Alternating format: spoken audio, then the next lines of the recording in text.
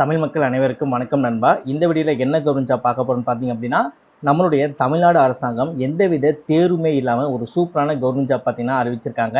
அதை பற்றி நம்ம இந்த வீடியோவில் ஃபுல் டீட்டெயில்ஸாக பார்க்க போகிறோம். இந்த ஜாப்போட சேலரியை பொறுத்த வரைக்கும் உங்களுக்கு 25,000 வரைக்கும் உங்களுக்கு மாத சம்பளம் தருவதாக வந்து அறிவிச்சிருக்காங்க. உங்களுக்கு எந்தவித கட்டணமும் கிடையாது, எந்தவித தேர்வும் கிடையாது. அதாவது தமிழகத்தில் இருக்கக்கூடிய ஆண்களும் சரி பெண்களும் சரி எந்த கேட்டகரியில் இருக்கக்கூடிய பீப்புள்ஸுக்கும் சரி எந்தவித தேர்வும் இல்லாமல் உங்களை செலக்ட் செய்வதை அறிவிச்சிருக்காங்க.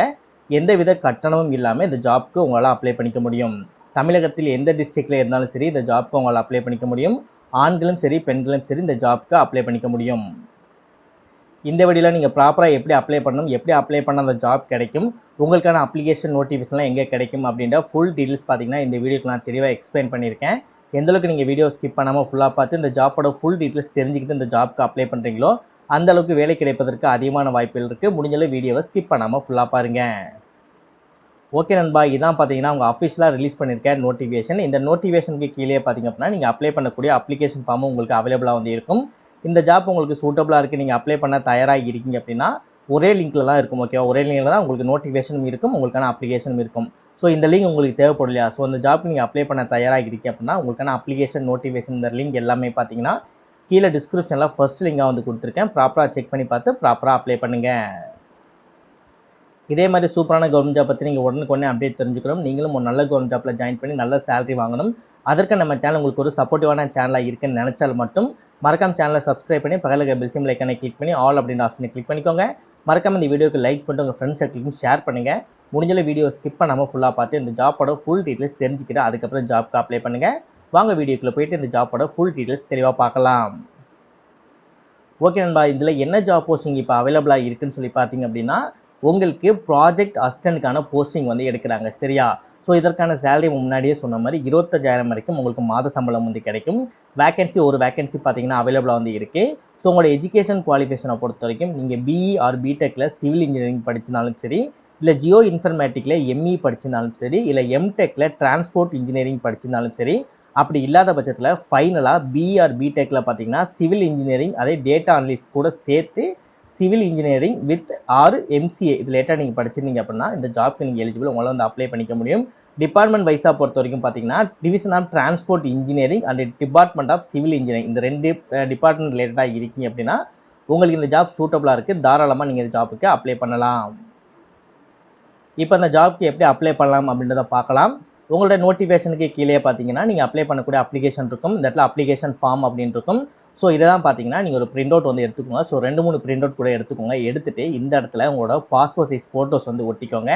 நெக்ஸ்ட்டு இந்த இடத்துல உங்களோட ஃபுல் நேம் வந்து எழுதுகிற மாதிரி இருக்கும்.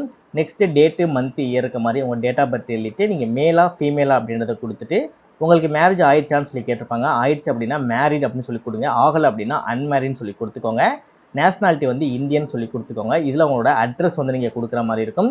இதில் உங்களோட பெர்மனன்ட் அட்ரஸ் வந்து கொடுக்குற மாதிரி இருக்கும். சில பேருக்கு temporary address permanent address same address தான் இருக்குது. நீங்கள் ஒரே வீட்டில் தான் இருக்கீங்க அப்படின்னா ஸோ டெம்பரவரி அட்ரஸும் பெர்மனன்ட் அட்ரஸும் சேம் அட்ரஸை கொடுத்துக்கலாம்.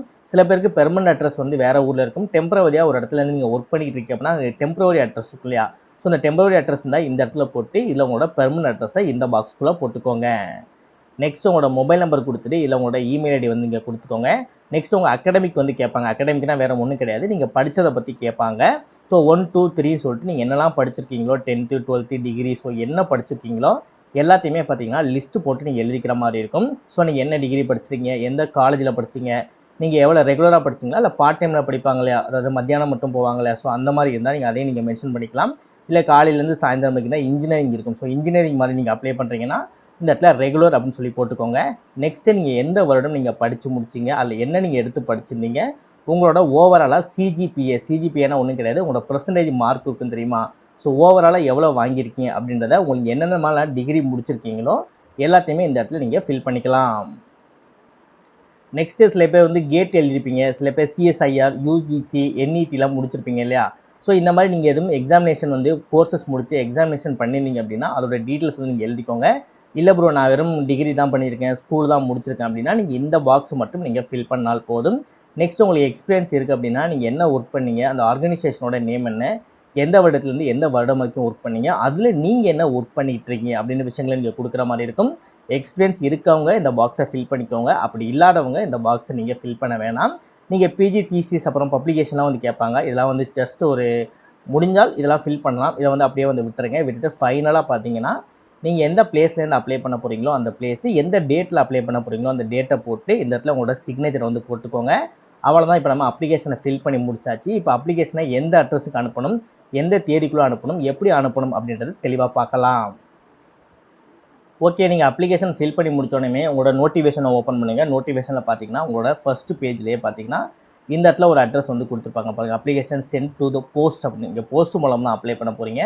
ஸோ இதிலேருந்து இது வரைக்கும் இருக்கு இல்லையா, ஸோ இந்த அட்ரஸ் தான் பார்த்தீங்கன்னா doctor K Karthika, principal investigator, division of transport engineering, department of civil engineering, Anna University, Chennai 6,25,000.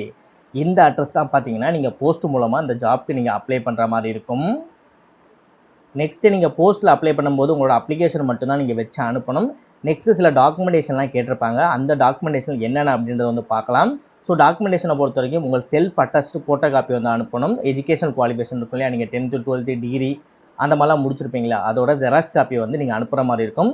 So இப்போ நம்ம சொல்லக்கூடிய டாக்குமெண்டேஷன் எல்லாமே பார்த்தீங்க அப்படின்னா நீங்கள் போஸ்ட் மூலமாக அப்ளை பண்ண தேவை கிடையாது. இதில் அவங்களோட இமெயில் ஐடி கொடுத்துருக்காங்க இல்லையா, ஸோ அந்த இமெயிலுக்கு நீங்கள் இமெயில் மூலமாக நீங்கள் கொடுக்குற மாதிரி இருக்கும். பட் உங்கள் அப்ளிகேஷன் மட்டும் பார்த்தீங்கன்னா இதில் கொடுத்துருக்க அட்ரஸ்க்கு நீங்கள் போஸ்ட் மூலமாக அப்ளை பண்ணணும்.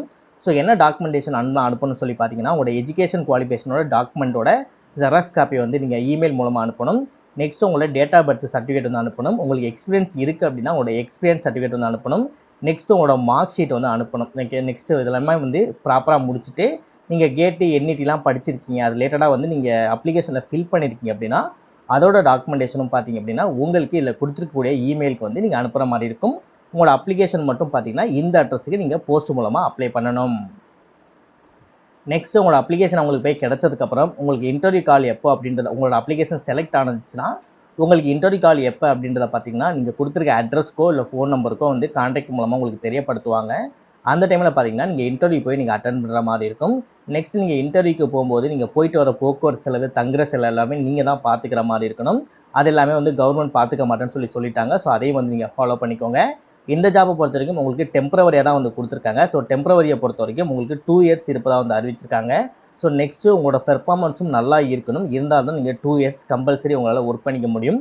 பெர்ஃபார்மன்ஸ் நல்லா இல்லைனா உங்களை எடுக்கிறது கூட வாய்ப்புகள் இருக்குது. ஸோ ப்ராப்பராக இந்த ஜாப்பை வந்து ஒர்க் பண்ணிக்கோங்க.